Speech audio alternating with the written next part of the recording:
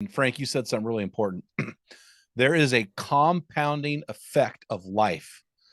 And there is a point where a guy gets to a point in his life, and if he hasn't done the right things, he needs a miracle to break free, because life has a compounding effect. And so that's very, very powerful.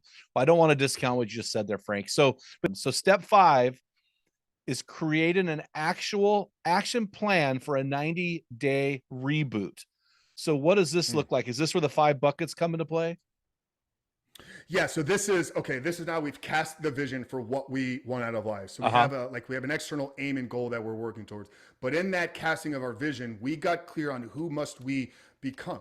So in order to become somebody, there's probably going to be a change in values, principles, belief systems about how you show up daily. There's going to be a change in your daily actions and habits that you're taking. Like you just don't automatically decide to become a person and then not make any changes in what you're doing daily, and then one day wake up as that new person. So figuring out, if I'm going to become this person that's going to accomplish X things, who must I become? What time do I wake up? What time do I go to bed? What's the first thing I do in the morning? What's the last thing I do before I go to bed? What's the first phone call I make? What text message do I send to my friends? What outreach do I do? What conversations do I have? What things do I consume? What things must I not consume? So it's just getting radically clear and almost making a step-by-step to-do list for yourself day after day after day after day of this is what I must do in order to become the person that I need to be in order to achieve the things that I want to achieve.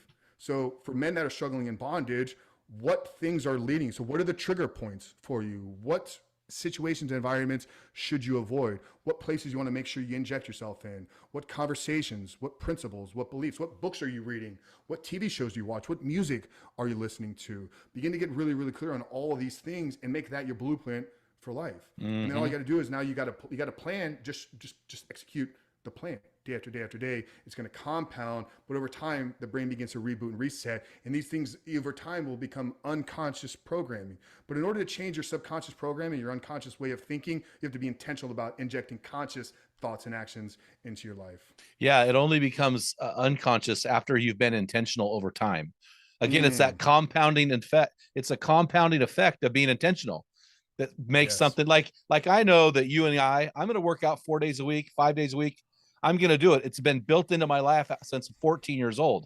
It would be almost impossible for me to not work out as much as I hate it.